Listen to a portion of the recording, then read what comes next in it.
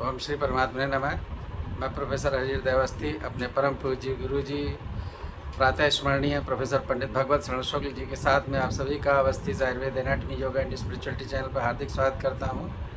वेद मूर्ति तपोनिष्ठ गीता उपनिषद और धर्मशास्त्र के विशेषज्ञ गुरु जी हम लोग को सांख्य दर्शन के नवें कारिका की सत्कार्यवाद को समझा रहे हैं और हम लोग उसकी सरल व्याख्या के लिए गुरु जी की ओर चलते हैं। नमोस्त्वनन्ताय सहस्रमूर्तये सहस्रपादाक्षि शिरोरुबाहवे सहस्रनाम्ने पुरुषाय शाश्वते सहस्रकोटियुगधारिणे नमः।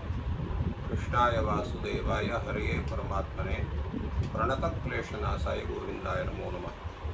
इस चैनल से संबद्ध सभी विद्वद्गण, सभी जिज्ञासु छात्रवृंद, सहृदय सज्जनवृंद एवं इस चैनल के संस्थापक तथा प्रबंधक आचार्य हरिहृदय अवस्थी जी, हम लोग संप्रति सांख्य शास्त्र पर चर्चा कर रहे हैं और उसमें भी विचार चल रहा है सत्कार्यवाद सिद्धांत का, और उसी विषय में आगे विचार चल रहा है।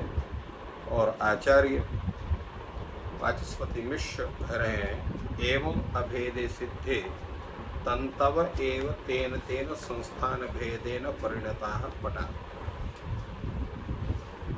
तात्पर्य ये है कि कार्य कारण में सूक्ष्म रूप से विद्यमान रहता है, इसलिए सत कारण से सत कार्य की ही समुत्पत्ति होती है, आविर्भाव होता है।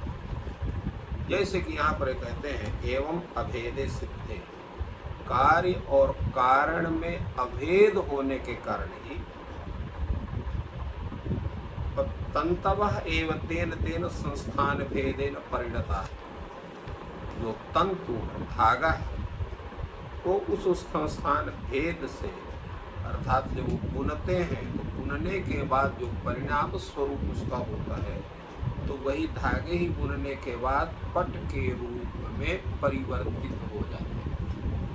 एवं अभेदे सिद्धे तंतव तेन तेन संस्थान भेदेन परिणता पट। तंतु ही आतान वितान इत्यादि विशिष्ट अवयव सन्निवेश के द्वारा भिन्न अवस्था को प्राप्त होने पर वो वस्त्र कहलाते हैं, पट कहलाते हैं। इसलिए न तंतुभ्या अर्थांतरम पट। तो हम ये कह दें कि जो पट है वो तंतु से भिन्न है, ये नहीं कह सकते, क्योंकि तंतुओं का ही परिणाम विशेष वह पट है, इसलिए तंतुओं से वो भिन्न नहीं कहा जा सकता है, तंतुओं से अलग नहीं कहा जा सकता है। वो तंतु ही है जो है तदरूप में परिणत हो गया, ऐसा मान सकते हैं। तो तंतुओं को विकार हो सकता है परंतु उससे भिन्न नहीं हो सकता है। स्वात्मन क्रिया निरोध बुद्धि व्यपदेशार्थ क्रिया व्यवस्था वेदाश्च नैकांतिकम वेदम साधयितुम अर्हन्ति। और एक बात और है कि अपने अंदर हम चाहे जितना विचार करें फिर भी अपने आत्मा में क्रिया निरोध बुद्धि व्यपदेशार्थ क्रिया व्यवस्था भेदाश्च, जो क्रिया का निरोध है, बुद्धि का व्यवहार है, अर्थ क्रिया की व्यवस्था है, तो इनके भेद से ये जो इससे संबंधित जो भेद है, इनके जो भेद है, हम क्रिया कैसे कर रहे हैं, कैसे हम किसी का विरोध कर रहे हैं, कैसे बुद्धि का व्यवहार पर कर रहे हैं, अर्थक क्रियाओं की व्यवस्था कैसी बन रही है, तो इनके भेद से हम जो है किसी वस्तु भेद का हम पूर्ण रूप से उसके भेद को हम सिद्ध नहीं कर सकते, चाहे जितने भी तर्क। तो तर्कों से कार्य कारण में भेद अवस्था भेद से नहीं किया जा सकता है। उसी प्रकार जैसे यहाँ पर तंतु को जब बिना बुनाया गया उनको विशेष रूप से आकार दिया गया, तो उस विशेष रूप से आकार को प्राप्त करने के बाद वो तंतु से पृथक पट है, इसको सहस्रों तर्कों के द्वारा भी इसको सिद्ध नहीं किया जा सकता है, क्योंकि वहाँ पर उस रूप में वो पट में तंतु अनुस्यूत है, वहाँ पर बैठे हुए हैं। तो आप चाहे वहाँ पर ये कहो कि वहाँ पर वो उसका तंतु रूप समाप्त हो गया है, पट रूप विकसित हो गया है, तो तंतु रूप वहाँ समान है, इसलिए वो भेद है। तो ये सब नहीं हो सकता कि तंतु ही तद रूप में विद्यमान है। अब आप परस्पर संपृक्त होने कारण पट इस रूप इस संज्ञा को प्राप्त करते हैं, परंतु उस पट में तंतु नहीं है ये नहीं कह सकते। जैसे घट है तो घट में भी मृत्तिका नहीं है ऐसा नहीं कह सकते। घट जो बना है वो मिट्टी से ही बना है, तो मिट्टी के ही अवयव जो है उस घट में विद्यमान है। जो मृत पिंड रूप में था वही घट रूप में अनेक कारणों के द्वारा जो परिणत हुआ है, तो उसमें मृत्तिका नहीं है ऐसा हम नहीं कह सकते हैं। तो जैसे घट में मृत्तिका का पूर्णतया स्थिति है, वैसे पट में भी तंतु की पूर्णतया स्थिति है। जैसे घट मृत्तिका से पृथक नहीं है, वैसे पट भी वो तंतु से पृथक नहीं है, ये माना जाता है। इसी तरह से जितने भी कारण हैं किसी कार्य विशेष के, कोई भी कारण अपने कार्य से पृथक सत्ता को प्राप्त नहीं करते हैं, इसलिए दोनों का अभेद ही होता है। और भी उदाहरण के अनुसार आचार्य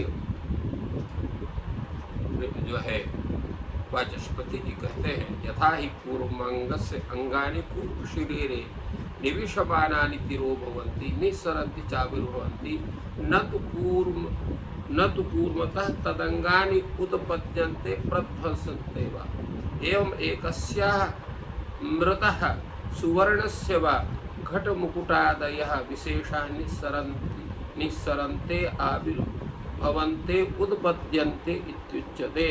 निविशमानाः तिरो भवन्तः विनश्यन्ति इत्युच्यते। इसलिए कहा जाता है जैसे जो है कूर्म है, कछुआ है, वो अपने उसका जो शरीर है खोपड़ी नुमा, तो उसमें सभी अपने हाथ पैरों को सभी को उसमें वो समेट लेता है, और जब वो चाहता है तो उनको बाहर भी निकाल लेता है। तो अपने पूर्व शरीर में उनको जो है सबको समेट लेता है अंगों को, फिर उनको छिपा लेता है, फिर बाद में निकाल देता है। तो जब वो उनको जो है अपने अंदर समेट लेता है तो वो अंग जो है उनका तिरोभाव हो जाता है। इसी प्रकार जब अंगों को निकालता है तो उनका आविर्भाव होता है। अब इससे यह नहीं है कि कूर्म के जो अंग हैं वो उत्पन्न होते हैं, ध्वंस होते हैं। उन अंगों का एक बार उत्पत्ति होती है, एक बार उनका प्रध्वंस होता है, तो ऐसा तो नहीं। इसी प्रकार जो है एक ही मिट्टी से या सुवर्ण से जो है घट है, मुकुट इत्यादि के विशेष है, वो उससे उत्पन्न होते हैं, तो उनको आविर्भाव कहा जाता है। फिर जो है उत्पन्न होते हैं तो उनको आविर्भवन्ति उत्पद्यन्ते आविर्भवन, ऐसा उनको कहा जा सकता है। इसी प्रकार जब वो उसी में वो निविष्ट हो जाते हैं तो वो तिरो भवन्ति विनश्यन्ति, ऐसा उनको कहा जा सकता है। परंतु हम उसका जो विचार होता है वो वही है, तो उनका जो है उनका जब तद्रूप में जो परिणत होते हैं, जब वह मृत्तिका घट रूप में परिणत होती है, उसी प्रकार जो सुवर्ण है जब वो मुकुट कटकादि रूप में परिणत होता है तो उसका जो है उसका आविर्भवन्ति, हम ऐसा कहें, उत्पन्न होते हैं ऐसा कहें। और इसी प्रकार जब वो मुकुट कटक इत्यादि को उनको गलाकर फिर सुवर्ण के रूप में स्थापित की जाए, इसी प्रकार जो घट है, घट जो अपने मिट्टी के स्वरूप में पुनः जब प्राप्त कर लेता है तो ये कहा जा सकता है उसका तिरोभाव है। तो तिरोभाव ही उसका विनाश ऐसा मानते हैं। वस्तुतः उसका विनाश नहीं होता, न पुनः असता उत्पाद असताम च निरोधा। जो असत वस्तु है उसकी उत्पत्ति कभी संभव नहीं है, और जो सत वस्तु है उसका अभाव कभी सिद्ध नहीं। इसलिए भगवान जो है द्वैपायन अर्थात वेद अभ्यास गीता में कहते हैं, ना सतो विद्यते भावो ना भावो विद्यते सतो। जो असत वस्तु है उसकी कभी सत्ता नहीं हो सकती। इसी प्रकार जो सत वस्तु है उसका कभी अभाव नहीं हो सकता। ना अभावो विद्यते ना सतो विद्यते।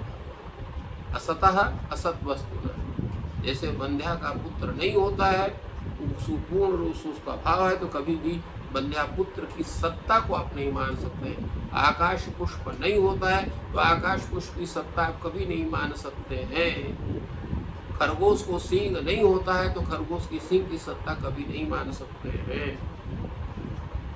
इसी तरह से जो वस्तु है उसके अभाव भी आप उसका नहीं कर सकते।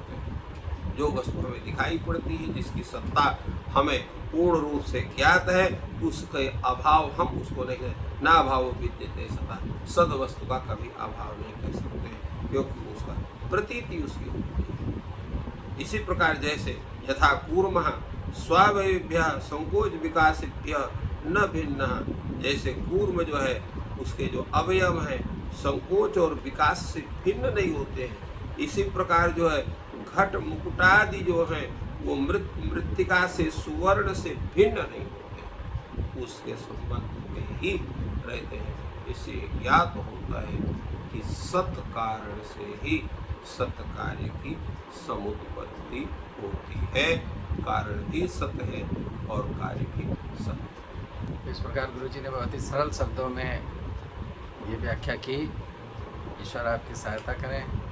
आपका दिन शुभ हो। धन्यवाद।